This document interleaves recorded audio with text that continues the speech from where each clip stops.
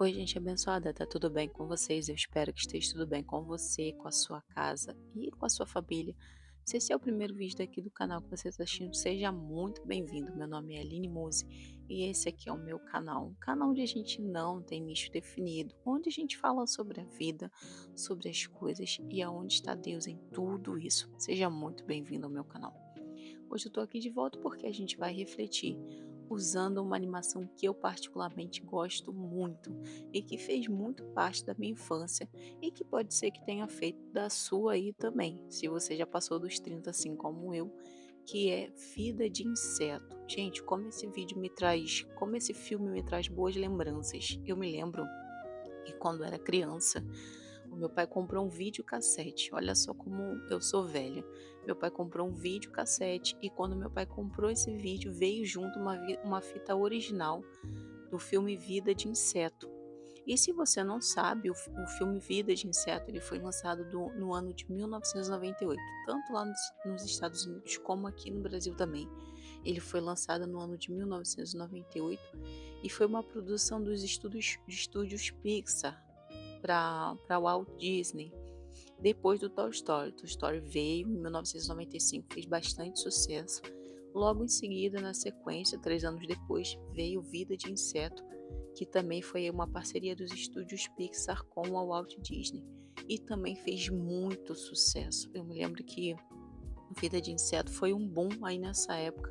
Eu acredito que até hoje seja um filme muito assistido, né? Eu não sei onde a gente consegue encontrar ele, mas com certeza deve ser muito assistido e deve ter também nessas plataformas de streaming privadas, né?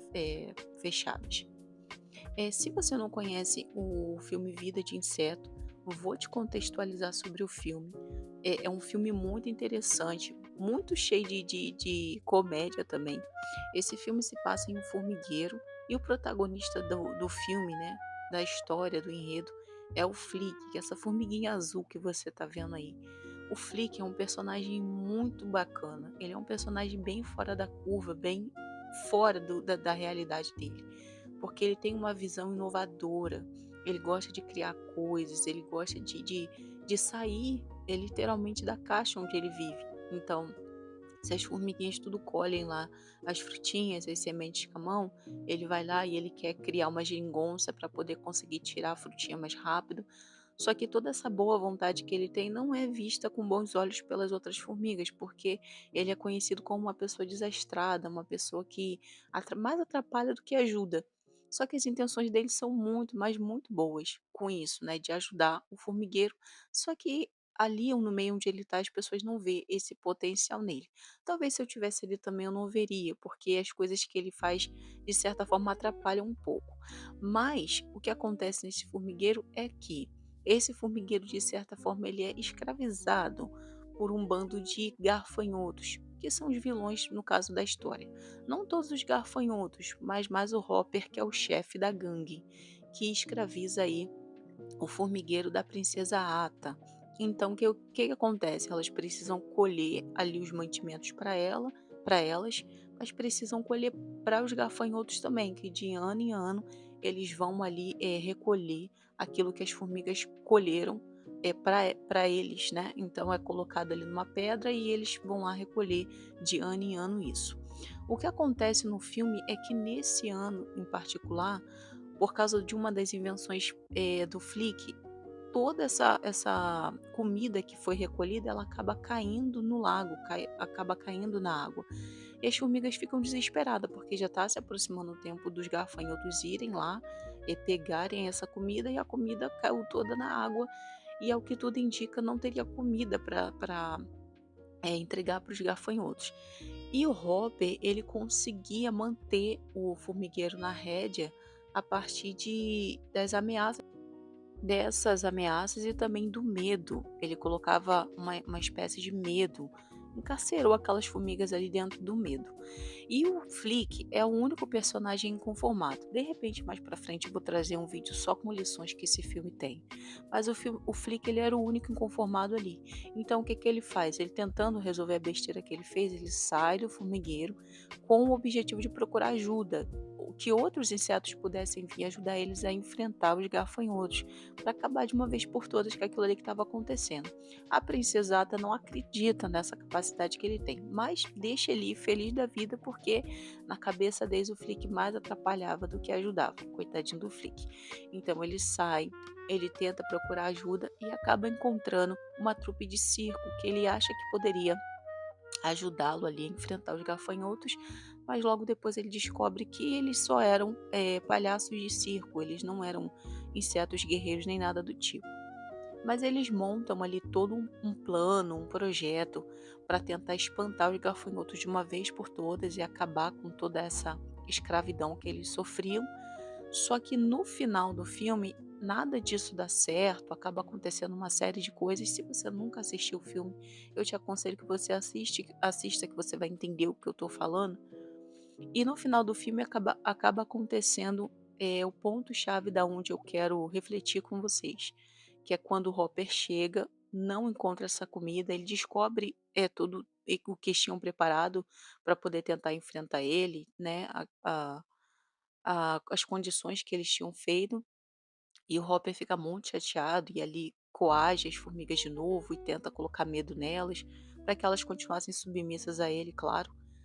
E numa dessas lutas ali, que ele está ali coagindo elas, o Flick é o único que se levanta e começa a lutar com o Hopper. E começa a falar para ele ali umas boas verdades, que para mim é a parte mais emocionante do filme. E o Flick, ele acaba falando a única coisa que fazia todo sentido ali e que elas viveram esses anos todos sem descobrir, é que elas eram a maioria, elas eram mais fortes. E quem dependia delas eram os gafanhotos e não elas. Ou seja, quem era a espécie mais fraca? Os gafanhotos ou as formigas? E depois que o Flick fala, depois de muita dificuldade, essas palavras, porque ele já estava bem machucado, parece que aquilo lhe desperta as formigas e elas se unem contra os gafanhotos. E acreditem, elas conseguiram vencer os gafanhotos sozinhas, sem a ajuda de ninguém.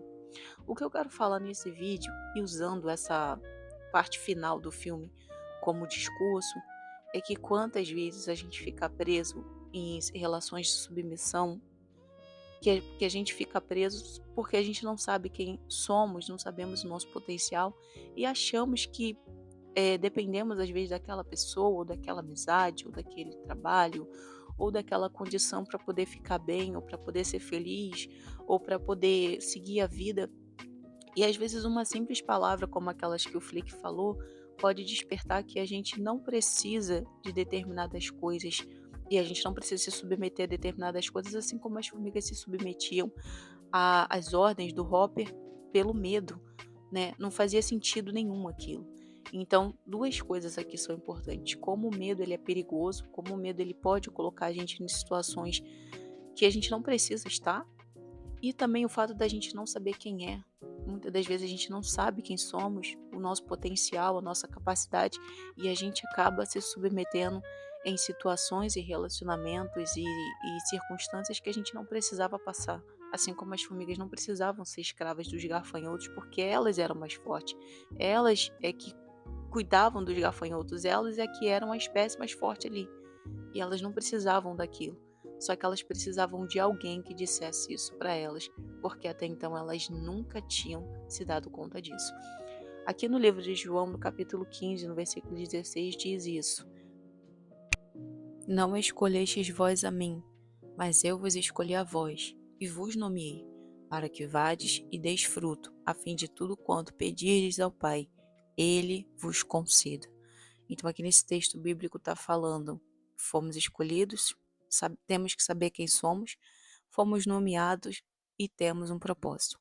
Então quando a gente entende isso, a gente consegue entender que nem todo lugar merece a nossa presença, que nem todo lugar precisa que a gente venha se submeter a determinado tipo de condição, porque nós temos o nosso valor e sabemos muito bem o que nós merecemos. E tudo isso só é possível quando acontece o que eu sempre falo, quando nós sabemos quem somos, para que fomos criados e aonde queremos chegar. Eu não sei se esse conteúdo fez sentido para você, mas se ele te acrescentou, por favor, compartilhe ele com mais alguém, tá bom? Que Deus possa abençoar você, a sua casa, a sua família. E se Deus permitir, a gente volta aqui já com o próximo vídeo, tá bom? Tchau!